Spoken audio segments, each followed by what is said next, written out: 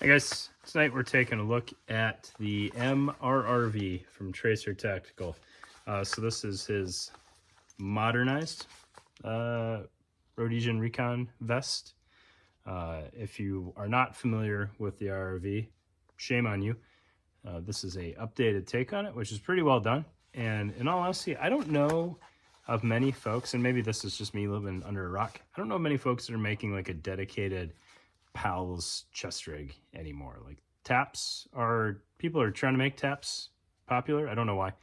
They're okay, but they're not all that. But even they have internal storage.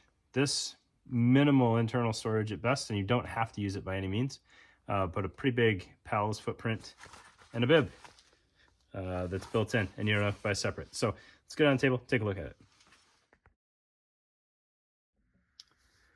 All right, guys, so looking at this MRRV, I did want to do this video separate from the rest of the Scout family because it is it's its own thing. It's a different take on a chest rig, an older take on a chest rig, and it's not internal storage heavy like the Scout rigs are. So I do think it deserves kind of its own thing. Plus, I don't like doubling up on items and videos unless it makes a ton of sense to do so. So this is the MRRV, Modernized Rhodesian Recon vest, and it is a updated take on a truly classic chest rig that I would imagine a great number of my viewers have tried in the past. I think I still have one kicking around somewhere, probably in UCP. All right, so what you get with this thing is a little bit of flexibility and then a lot of utility. So there is a bib that by no means do you have to use. It tucks in quite cleanly internally if you don't want to use it. So then you have essentially just a straight up PALS rack, very similar to the Tactical Tailor Mavs, the Night Fighter bandolier, all sorts of things have kind of this footprint. But the bib gives you the ability to have, ATAC nowadays, admin pouches in olden times, on top of what is typically centered mags. Now, it's been a while since I pulled my RRV out of the bag that it's in. I'm not quite sure where it is, but looking at what I remember the RRV being able to mount compared to this one, I think you get a little bit more of a footprint. So you've got kind of what was typically 3 M4 pouch, a triple M4 pouch footprint up front, and then you've got 5 columns beside that.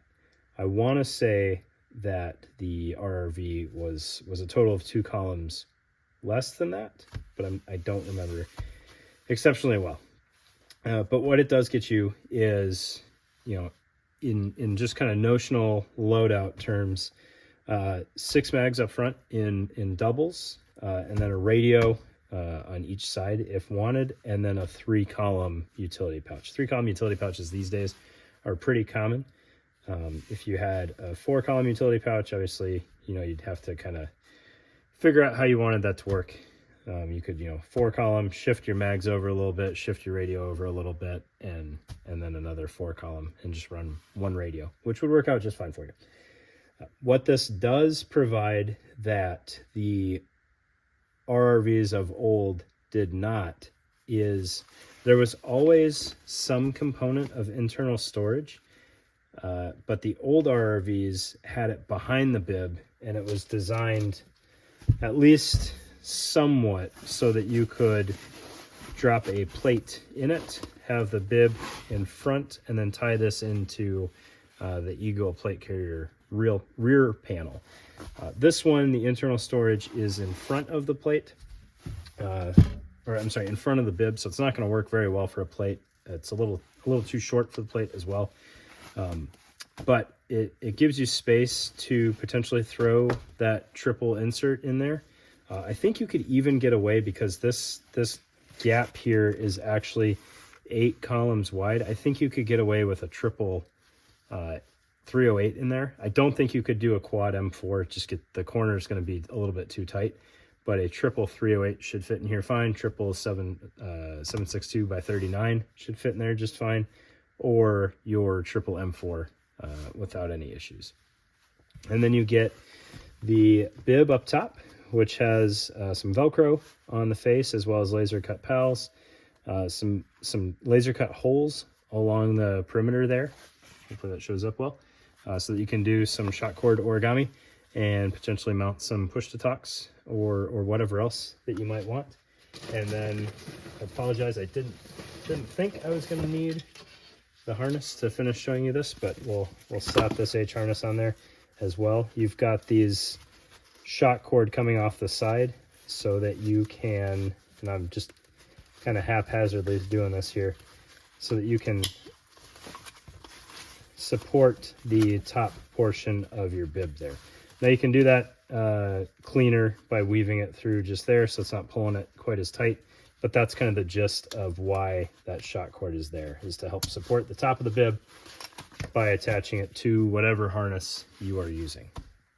All right, so that's the front there. You also get this double-sided hook so that you can close up this internal pocket if you want to, and it'll close it both with the bib deployed and with the bib tucked in. It'll work either way.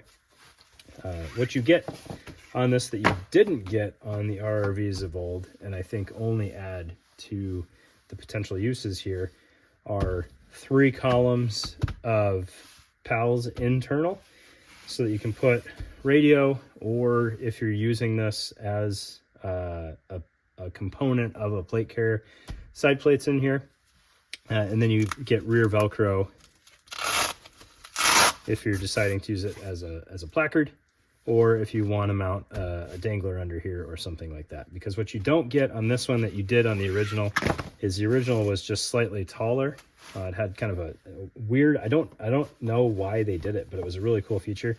The bottom row of MOLLE could be buttoned up and tucked away, or you could deploy it, and it kind of gave you room to have slightly raised M4 mags and then hang a horizontal utility below that, or whatever else you wanted to. You also get some grommets on the bottom here to provide drainage to that internal storage, or to mount things if you want to. But all told, yeah, I think it's a fantastic update to what was already a really great design. Just gives you that much more flexibility. You can go really heavy on utility pouches external, and then have radios internal if you want to. You can keep it fairly slick. You've got the room for basically any 3 mags you want internal, and then you can kind of keep the front super flat if you want to, because you got more room to spread things out. You can put your admin pouch in front of those mags now, and then have your ATAC device up top.